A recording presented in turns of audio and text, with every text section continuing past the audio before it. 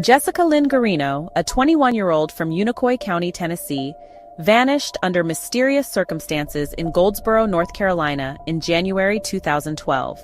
Described by her family as a smart, free-spirited young woman, Jessica moved to Goldsboro in December 2011 to escape substance abuse and start fresh. Despite her efforts, she became entangled with 52-year-old Carson Cameron, a known heroin dealer. Jessica was last confirmed seen on January 23, 2012, at the Carolina Treatment Center, an outpatient drug facility. While her family maintained daily contact with her, their calls stopped after January 25. Concerned, her family reported her missing to both the Wayne County Sheriff's Department and Irwin Police Department. Cameron, initially cooperative, claimed Jessica left abruptly one night.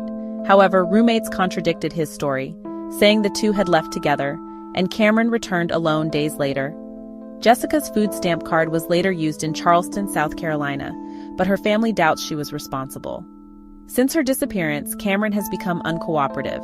Authorities have few leads, and Jessica's social media remains inactive. Jessica is classified as endangered missing.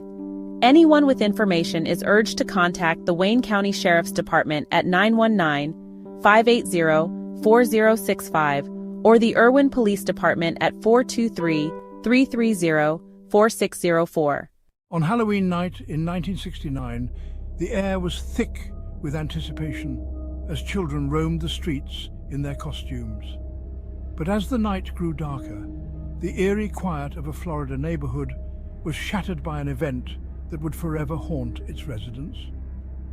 The brutal murder of young Mary Lou McDonald sent shockwaves through the community, leaving everyone in disbelief and fear.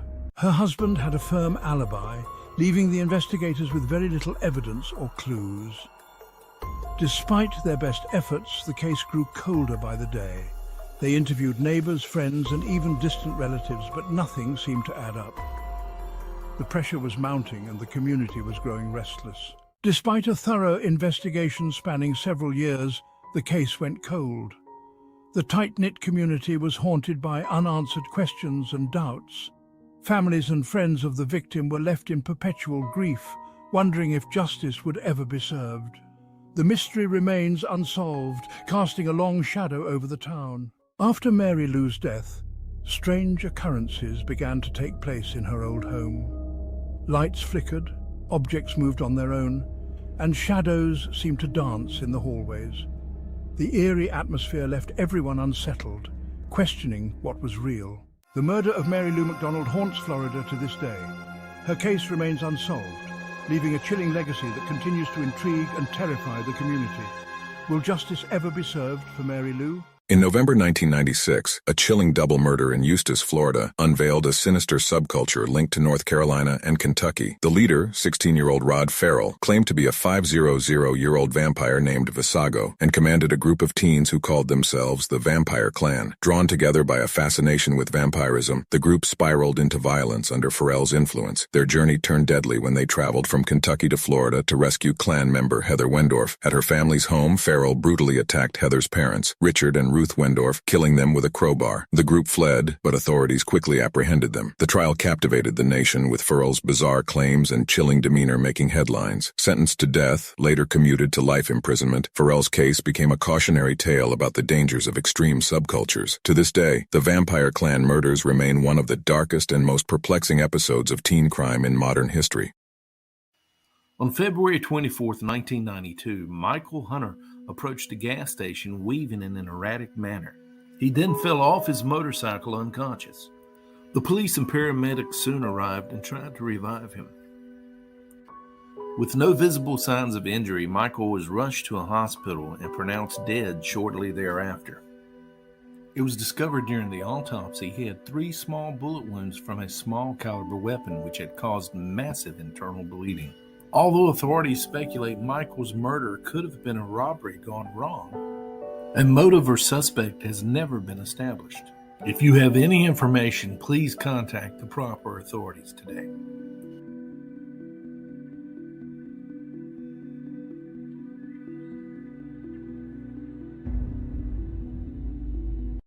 In 1999, Brooke Henson vanished from her home in Travelers Rest, South Carolina. After a disagreement with her boyfriend, she was last seen walking to a nearby store. She never returned. Suspicion fell on her volatile boyfriend, Ricky Shirley, but he was never charged. Then, in a bizarre twist, a woman named Esther Reed assumed Brooks' identity, enrolling at Columbia University. Reed's deception was discovered, but she fled before facing consequences. Reed was eventually caught and sentenced for fraud and identity theft. Reed's motives remain unclear. Meanwhile, authorities suspect foul play in Brooks' disappearance, but don't have enough evidence to charge anyone. With Ricky Shirley's death in 2019, we have several questions that have been left unanswered. Brooks' family seeks closure. Despite suspicion, her case remains unsolved. Jesse Leopold, age 23, vanished without a trace in Jewell, Iowa on October 13, 2016. Last seen before his work break. He had told his supervisor he needed to pick up a prescription during his lunch break from WG Marketing Meat Processing Plant. 2 days later, Jesse's father, Jerry, took to Facebook, desperate for help in finding his son. Jesse's purple Ford 150 pickup truck was found abandoned in Ledges State Park, 30 miles away. The keys were in the ignition, and Jerry reported him missing to the Boones County Sheriff's Department. Since then, Jesse Leopold has never been seen again.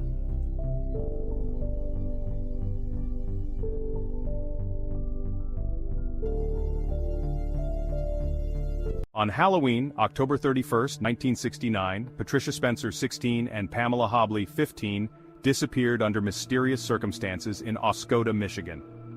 Although they weren't considered friends, the two were last seen walking together after skipping school that day. They were never heard from again, and despite extensive searches, their bodies were never recovered.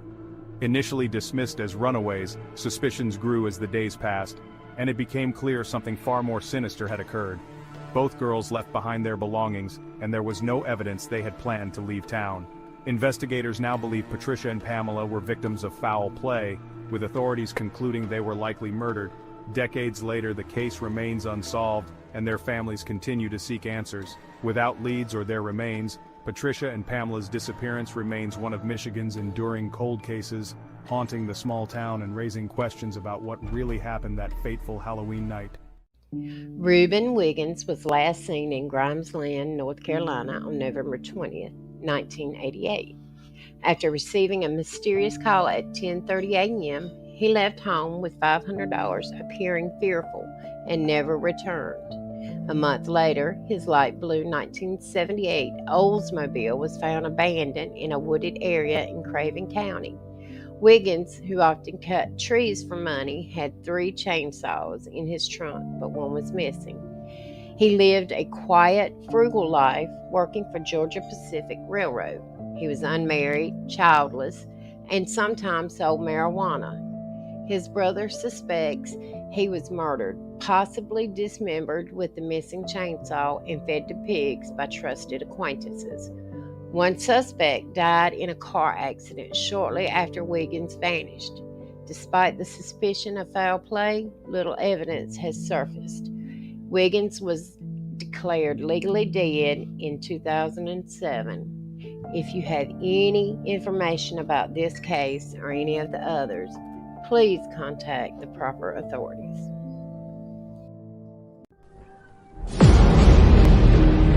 Terror in the night. The son of Sam emerges. New York City, 1977. A climate of fear gripped the city. A shadow stalked the night, leaving a trail of blood and terror in its wake. Young couples out on dates became targets. The killer, dubbed the son of Sam by the media, seemed unstoppable. Then, an arrest. David Berkowitz, a seemingly ordinary postal worker, confessed to the crimes. He claimed a demon, possessing his neighbor's dog, had commanded him to kill. The city breathed a sigh of relief. The nightmare, it seemed, was over. But was it really over? Berkowitz's confession, while shocking, seemed to tie everything up neatly. The demon dog story, though bizarre, provided an explanation, however outlandish. Yet some details didn't add up. Eyewitness accounts described multiple attackers, not a lone gunman.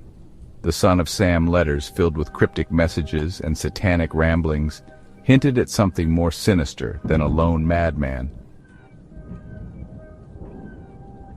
Beyond the demon dog whispers of a darker truth, Berkowitz himself added fuel to the fire. He recanted his initial confession, claiming instead that he was part of a satanic cult. This cult, he alleged, was responsible for the murders. He was just one player in a much larger, more sinister game. This revelation sent shockwaves through the city and beyond. Could this seemingly open and shut case be something far more complex, far more terrifying? The authorities, however, remained unconvinced. They dismissed Berkowitz's claims as the ramblings of a disturbed mind. The case, they insisted, was closed, but some, like journalist Maury Terry, refused to let it go. They believed Berkowitz. They saw the inconsistencies, the loose ends. They knew deep down that something was wrong. The ultimate evil Maury Terry's shocking investigation. Maury Terry, in his groundbreaking book, The Ultimate Evil, meticulously pieced together a chilling theory. He connected Berkowitz to a nationwide satanic network known as the Children. This group, Terry argued, was responsible for not only the Son of Sam killings, but also a string of unsolved murders across the country. Terry's investigation uncovered a web of connections, coincidences too numerous to ignore. He pointed to the Process Church of the Final Judgment, a controversial religious group with alleged ties to Satanism, as a possible link. Terry also highlighted the suspicious deaths of John and Michael Carr, the sons of Berkowitz's neighbor. Both brothers died shortly after Berkowitz's arrest, one in a suspicious shooting, the other in a car crash. Terry believed the Carr brothers were deeply involved in the cult and the murders. Their deaths, he argued, were not accidents but rather a way to silence them, to tie up loose ends.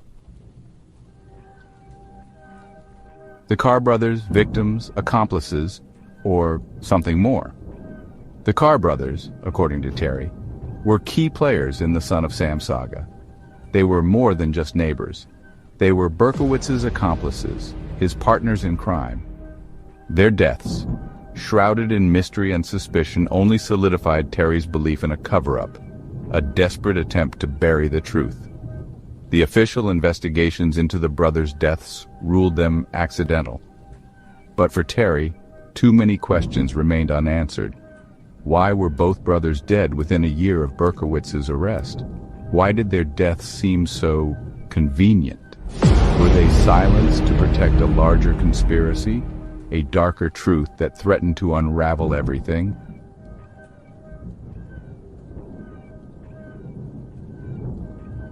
A sheriff's deputy found a duct-taped steamer trunk on the side of the road near Harper's Ferry National Historic Park. Inside, he discovered a duffel bag within another duffel bag filled with old clothes and a human hand. Beneath that was a body, wearing only a pajama top, appearing to be a man in his 70s. The man, extremely emaciated at just 111 pounds, has yet to be identified. Authorities created a computer-generated likeness, but no one has come forward. Despite having dental records and fingerprints, John Doe remains nameless, and the mystery of his identity and how he ended up abandoned in the trunk remains unsolved.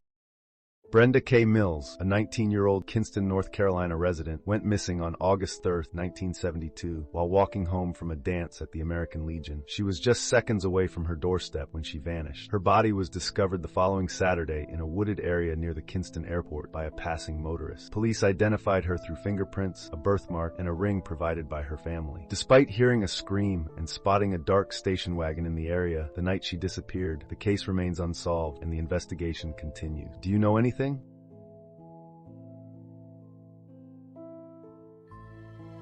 On Tuesday, January 8, 1985, 62-year-old Hokie Shepard, a retired schoolteacher who lived alone at 1100 East Caswell Street in Kinston, North Carolina, was found murdered in her home by a friend. The Kinston Police Department determined that Shepard had died from a gunshot wound and assault.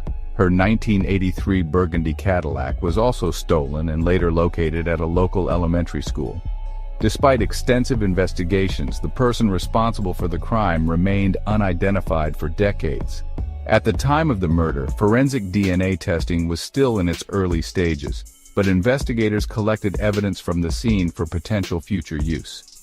Years later, as forensic science advanced, an STR-DNA profile was developed and entered into CODIS, but no matches were found. In 2023, new developments in DNA technology allowed investigators to analyze the collected evidence further. Forensic genetic genealogy techniques were used to identify potential relatives of the unknown suspect, ultimately leading to the identification of Thomas Williams Wade Jr. Wade, who was 28 at the time of the murder, had been interviewed as a person of interest early in the case but later relocated and passed away in 2007. If alive today, Wade would face charges of first-degree murder and larceny. The case's resolution highlights the power of modern DNA advancements in solving cold cases. In November 1996, a chilling double murder in Eustis, Florida, unveiled a sinister subculture linked to North Carolina and Kentucky. The leader, 16-year-old Rod Farrell, claimed to be a 500-year-old vampire named Visago and commanded a group of teens who called themselves the Vampire Clan. Drawn together by a fascination with vampirism, the group spiraled into violence under Farrell's influence. Their journey turned deadly when they traveled from Kentucky to Florida to rescue Clan member Heather Wendorf. At her family's home, Farrell brutally attacked Heather's parents, Richard and Ruth Wendorf, killing them with a crowbar. The group fled, but authorities quickly apprehended them. The trial captivated the nation, with Farrell's bizarre claims and chilling demeanor making headlines. Sentenced to death, later commuted to life imprisonment, Farrell's case became a cautionary tale about the dangers of extreme subcultures. To this day, the Vampire Clan murders remain one of the darkest and most perplexing episodes of teen crime in modern history. The air was thick with the promise of a Saturday night. It was November 9th, 2007. Kyle Fleischman, a young man on the cusp of adulthood, was out with friends in Charlotte, North Carolina. Laughter, music, and the camaraderie of youth filled the air. It was just another night out, or so it seemed. The group bar hopped, their spirits high, but as the night wore on, a strange unease began to settle. Kyle, usually the life of the party, seemed withdrawn, agitated. He argued with his friends, a rare occurrence. Around 2 a.m., Kyle left the Buckhead Saloon, seemingly alone. Witnesses said he was walking, heading in an unknown direction. He vanished into the darkness, leaving behind a trail of questions and a city about to be gripped by a mystery. Kyle was gone. Dawn broke cold and unforgiving. The weight of Kyle's absence pressed down on his family. Where was he? Why hadn't he called? Panic bloomed, a chilling counterpoint to the day's dawning light. Frantic calls were made, friends questioned, streets retraced. The hours stretched into an agonizing eternity, each tick of the clock a hammer blow to the heart. Hope, fragile and flickering, clung to every lead, every whispered possibility. The community rallied. Flyers with Kyle's smiling face appeared on every corner. Search parties combed the city, their determination fueled by a shared sense of urgency and disbelief. Someone had to have seen something. Someone had to know something. But the city, once familiar and comforting, now held a sinister silence. The Fleischman family was trapped in a nightmare. Every ring of the phone, every knock on the door held the promise of news, but delivered only fresh waves of despair. Their son, their brother, was gone, and the not knowing was an agonizing torture. Through their tears and their fear, the Fleischmans found strength in the outpouring of support from their community. Strangers became allies, united in their determination to bring Kyle home. Candlelight vigils illuminated the night, the flickering flames a testament to the enduring hope that burned within their hearts. Yet, as days turned into weeks, the agonizing truth began to take hold. This was not a simple case of a young man gone astray. Something was terribly wrong. The investigation intensified. Police meticulously retraced Kyle's steps, piecing together the fragments of his last known hours. Witnesses were interviewed, surveillance footage scrutinized. Every detail, no matter how insignificant it seemed, was examined, hoping it would unlock the mystery of Kyle's disappearance. The trail led them to the bars Kyle had visited, to the streets he had walked.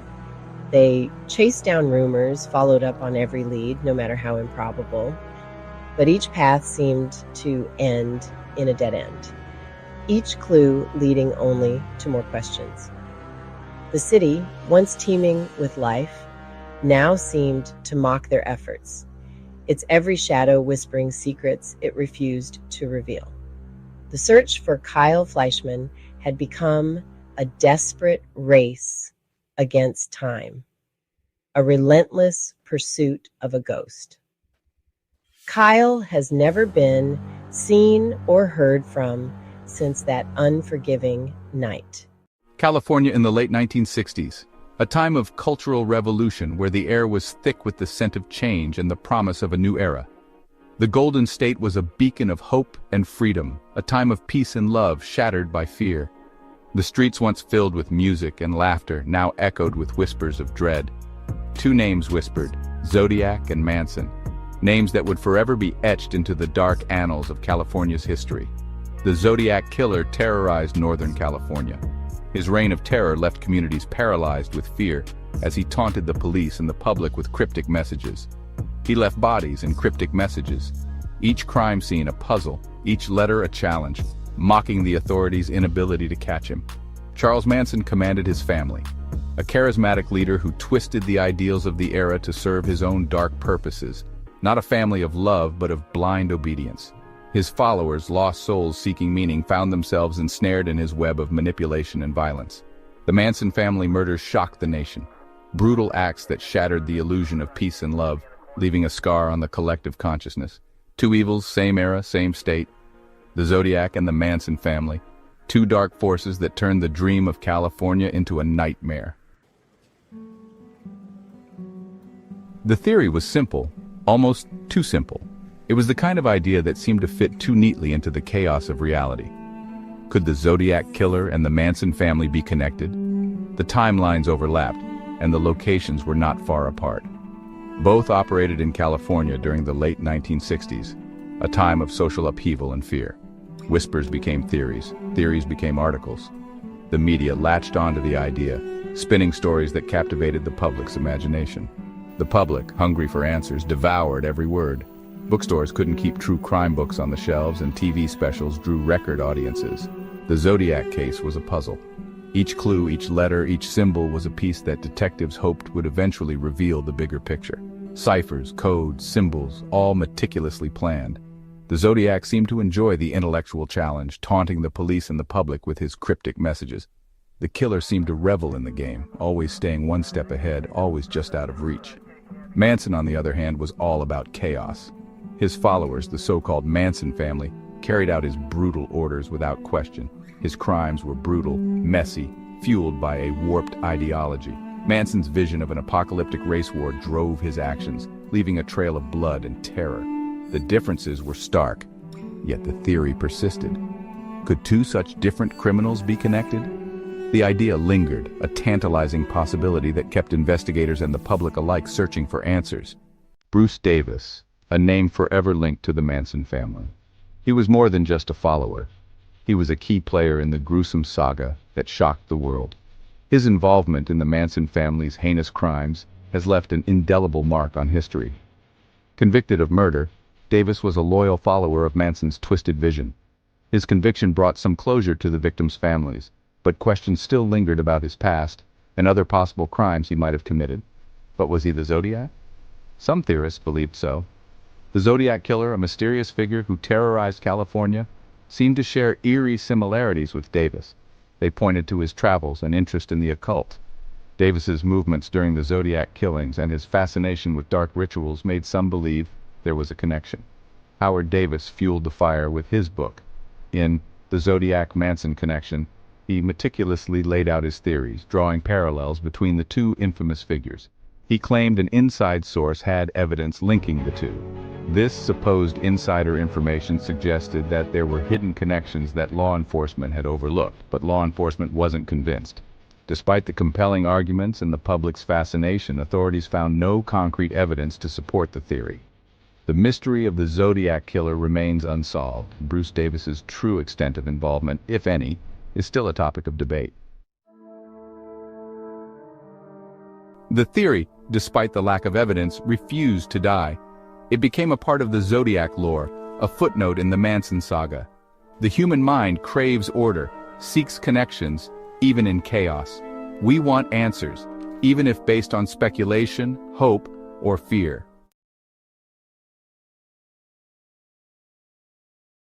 Danilo Restivo, an Italian national, had a bizarre habit of sneaking into public places to cut women's hair. His unsettling behavior escalated to serious crimes. In 2002, British seamstress Heather Barnett was found murdered in her home, her hair cut off and placed in her hand. This strange signature led investigators to connect the crime to Restivo's past actions. Further investigation revealed Restivo's involvement in the 1993 disappearance and murder of Elisa Claps, an Italian teenager. Claps's body was discovered in 2010, leading to Restivo's conviction for both murders. His peculiar haircutting fetish played a crucial role in unraveling these cases, linking him to the brutal crimes. Restivo's disturbing actions serve as a chilling reminder of how seemingly minor strange behaviors can escalate into something far more sinister. His story is a dark chapter in true crime, highlighting the importance of thorough investigations and connecting unusual patterns to solve crimes. The morning of February 1st, 1896 was cold and damp in Fort Thomas, Kentucky. As dawn broke, a farmhand stumbled upon a gruesome sight. Lying in the muddy grass was the body of a young woman, dressed in a fine skirt and coat. But something was terribly wrong. Her head was missing. Authorities quickly identified the victim as Pearl Bryan, a 22-year-old woman from a well-respected Indiana family. She had last been seen alive boarding a train to Cincinnati, supposedly to meet her lover, Scott Jackson, a dental student who was known to have a dubious reputation. Jackson, along with his friend Alonzo Whaling, was soon arrested, but neither man revealed what truly happened to Pearl that night. Now, what we now know is absolutely chilling. You see, Pearl had been pregnant. And good old Mr. Jackson had arranged for an abortion. When it failed, she was unalived. But the most terrifying detail remained unsolved. You see, her head was never found. Jackson and Whaling took their secrets to the grave, refusing to disclose its whereabouts, even as they were led to the gallows. Now, there were whispers of dark, occultic rituals. Others believed it had been thrown into the Ohio River, buried in a secret grave. As the years passed, Pearl's restless spirit became the stuff of legend. People claimed to see her wandering near the site of her death, her headless form gliding effortlessly through the trees. Others swear they've heard faint cries echoing in the wind, pleading, searching for something Pearl lost a long time ago. The case remains one of the most infamous crimes of the era, not just for its sheer brutality, but for the mystery that still lingers. Did Pearl's soul ever find peace? Or is Pearl still searching for that part of her stolen, that cold, fateful night?